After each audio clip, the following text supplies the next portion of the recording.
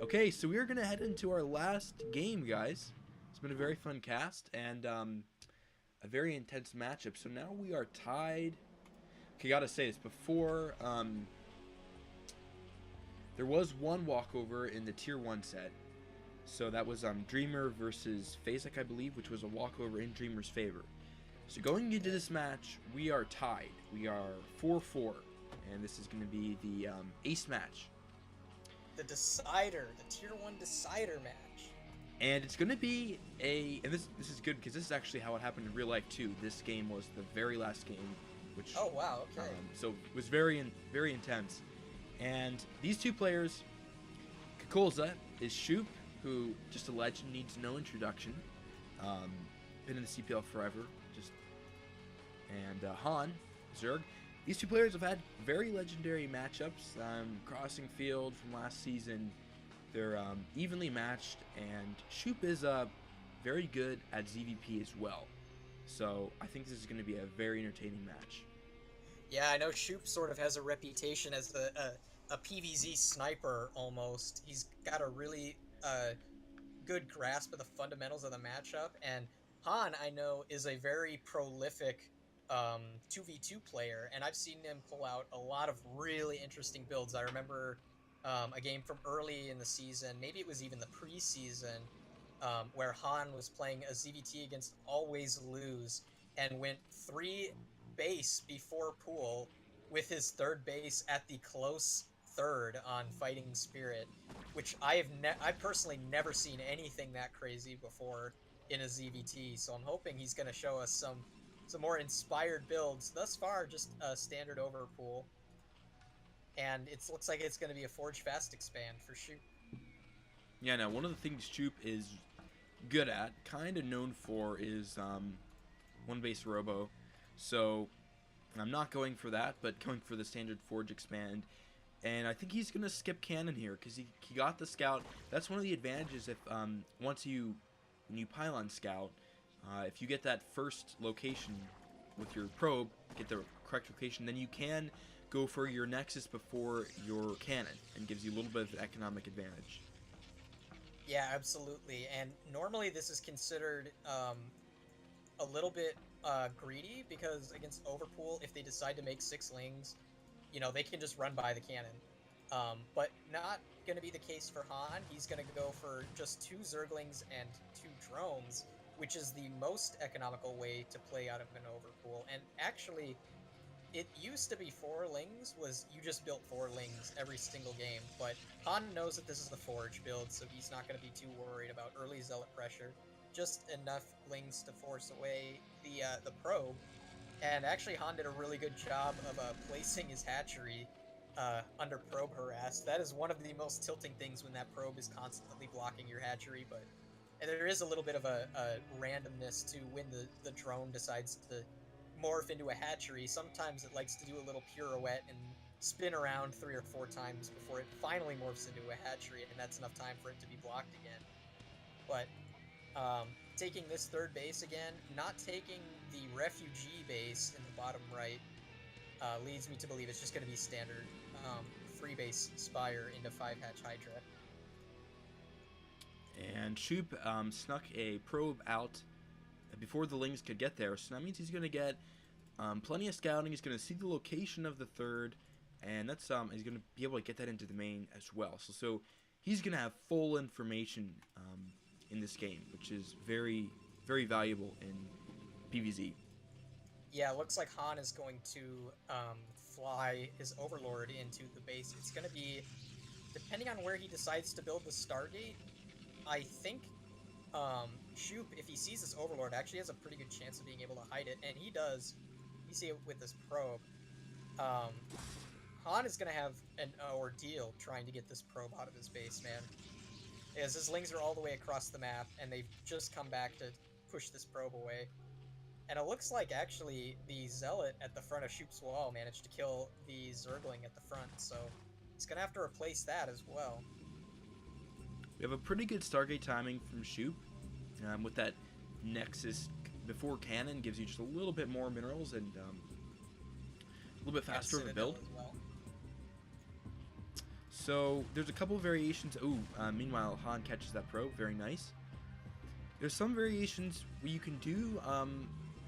That's a pretty standardly timed Citadel. Now his +1 is late, I feel, a little bit. Now, okay, I'm basing that off of the Citadel build. That's a pretty standard time. It is a little bit late. I think 420 to 440 is when you want to start it. The earlier you start it, normally the earlier zealot attack you're opting for. You want to obviously attack right as your +1 hits to give you the biggest advantage. And I know a lot of players, they like to hit with zealots at around like 7 minutes, which is a little bit faster. You hit with fewer zealots, but you still have +1. You have a bigger chance of catching the Zerg off guard with no static defense. And Han is going to place his 5th hatchery now. And Hydralisk Den, and next he's going to drop an Evolution Chamber, and he should get his 2nd gas right after that. So, there we go. Very standard play. And here comes the Corsair. So, the Spire is not finished. So, because Shoop went for that earlier Nexus, if he can find an Overlord, he'll be able to get 1 kill beforehand. But he somehow missed the Overlord that was scouting his own main base. Shoop appears to be afraid of mutas because he's actually going to put a photon cannon in his main. And it's a relatively fast. It's actually a pretty fast storm. Now he's going for.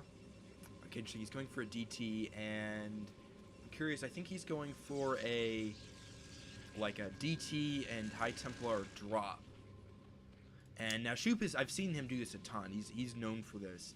And that's why, because he stopped producing zealots very early. And he's getting a fast storm. And I'm just waiting for that robo. I'm pretty sure he's going to throw it down. Yeah, I could be adding another gateway.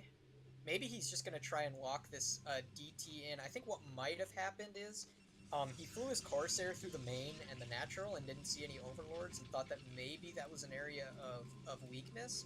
But actually, Han hatched some more Overlords and has them in position with Scourge defending them just in time for this to actually work. And there's actually a nice spread, a nicely placed Sunken at this 3rd base.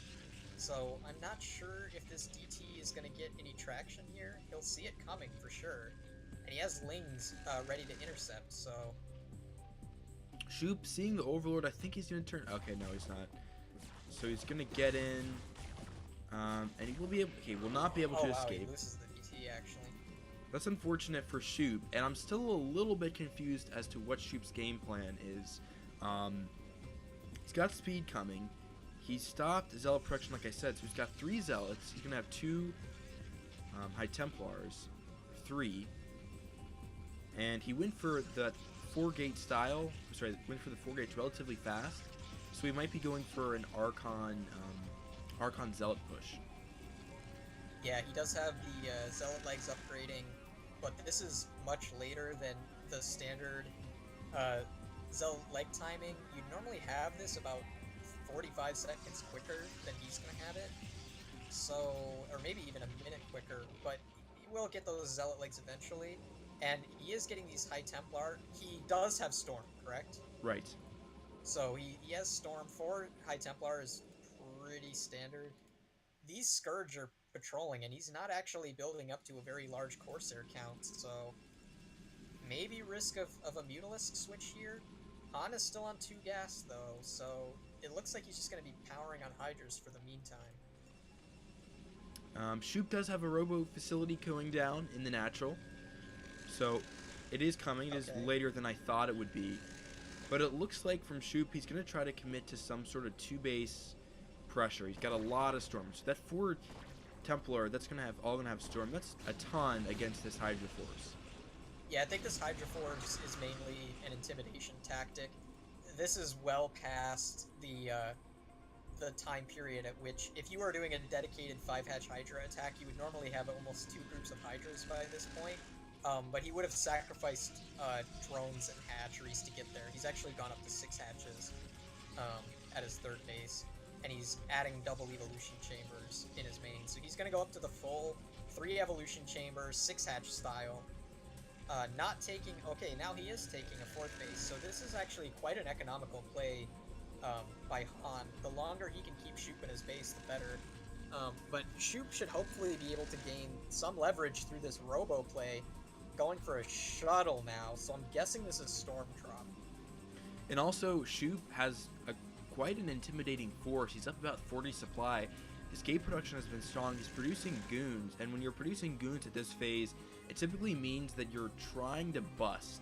And like you said, he didn't go for that, Pussy Zerg style where he takes that far natural. He went for that third, so pushing up the ramp is not easy, but still pushing into the natural as well. So those goons are going to be crucial for doing that. He's got a ton of storms here, so I think he's going to send a drop in one direction and then pressure a different one. And I think that will be quite strong. Now, the problem is that his third base is going to be so delayed. Yeah, and HaN just produced a lot of lurkers, which looks like he's going to be going for a lurker contain. But I think Shoop is out on the map in time to prevent this. Oh wow, nice trick trying to block the ramp with the lurker egg, but it needs to be more centralized for that to work. And Shoop is posturing on the map to take this third base, so maybe not a big dedicated attack coming quite yet, but there's a lot of Zerg moving in to try and divide this army. Yeah, just goons here versus Hydras. There are observers here, so this is... Now, Shoop's getting penned in here. The thing is that if he moves his army down, he could try to sandwich the Zerg from two different angles. Ooh, the lurkers are not adequately split. This is going to make for some big storms. Wow, okay. Yes, certainly strong storms. Lurkers kind of running into cannons there. Ooh, great storm. HaN bungled this attack somehow. His army is definitely not as intimidating as it was. Ooh, okay. Shoop, I think. Storm drop coming in, and it just bypassed the Scourge. Those Scourge, for some reason, on hold position. Great storm.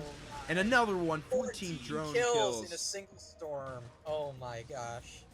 Wow. That is absolutely devastating. Absolutely devastating. He's going to drop a Zealot in the main just to be annoying.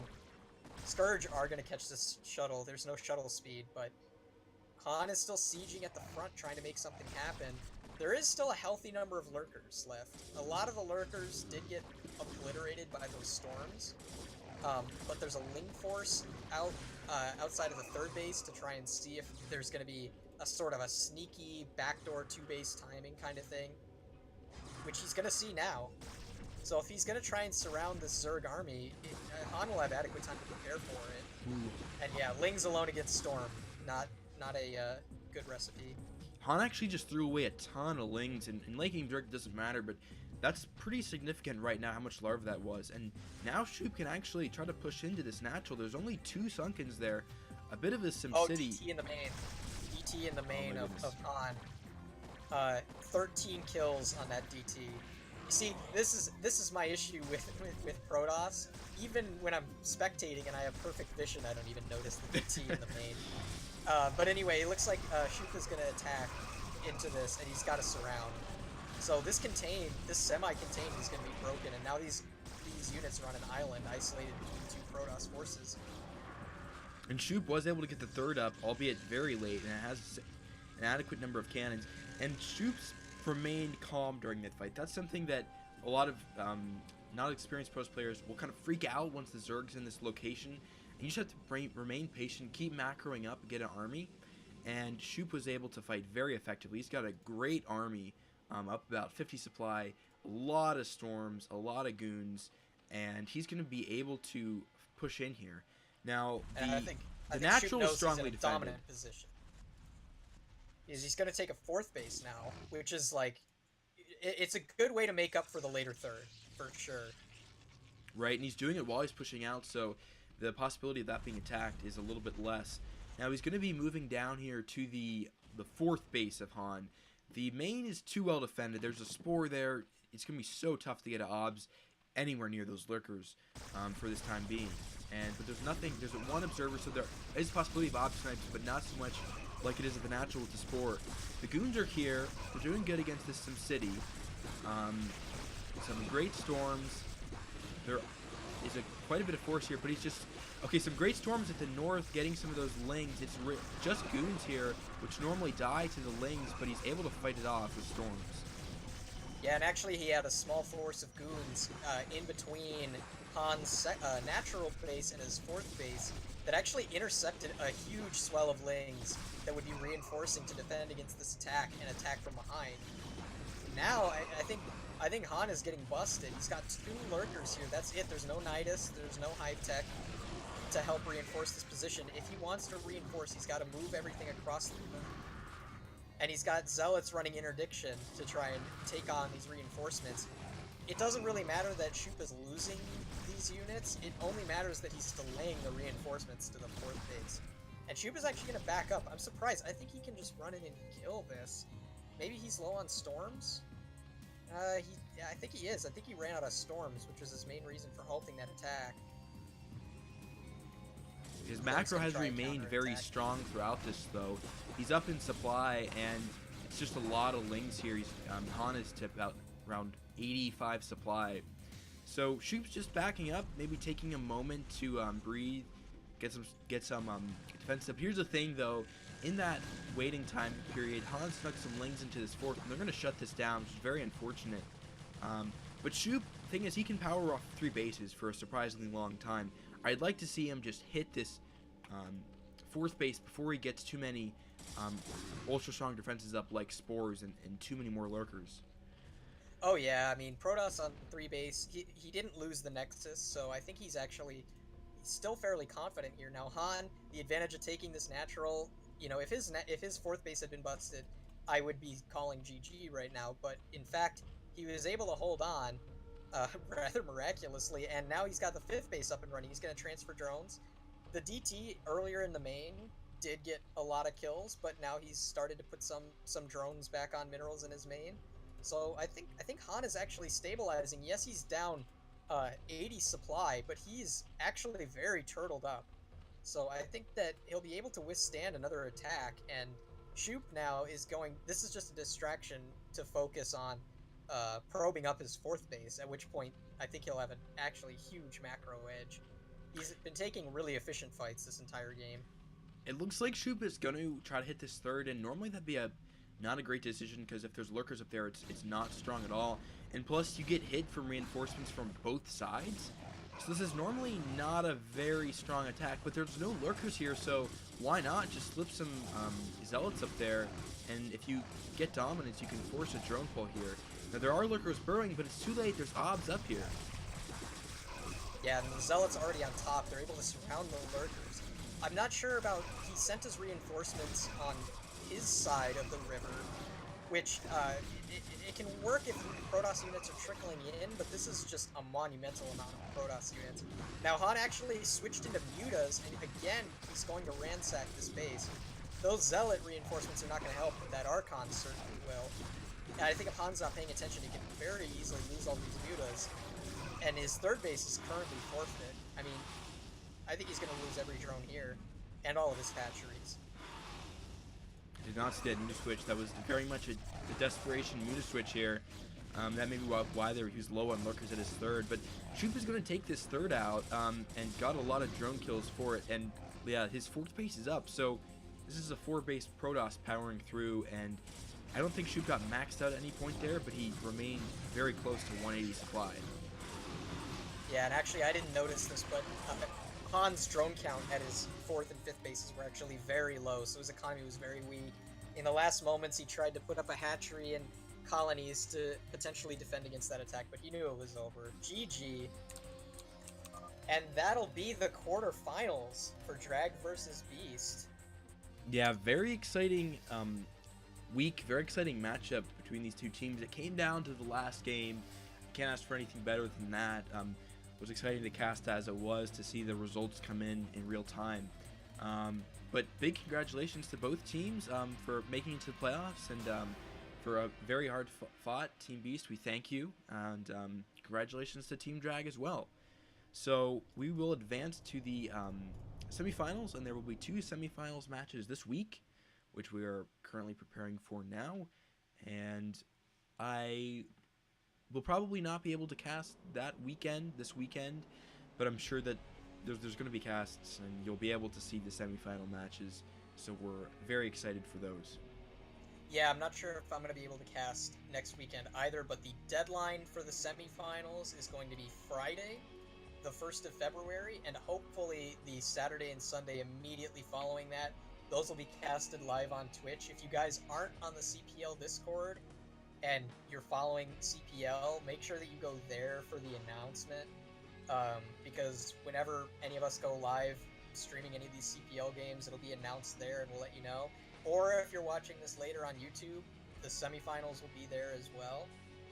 It's going to be not one legit player versus Team Dragon, and the other match is going to be No 2 Care That versus Samyan Fire, who advanced over Team 5 in the quarterfinals this week as well. Yeah, very cool. So be sure to check those games out, guys. And yeah, and again, was meant to be on the weekend, but we had some troubles getting the games. Thanks to Nablime as well. If he was helping me round up all the games, can be tricky to do sometime if you don't have a system in place. So thanks to him. Thanks to everybody for playing again, and thanks to you, Jake, for casting with me. We had a ton of fun.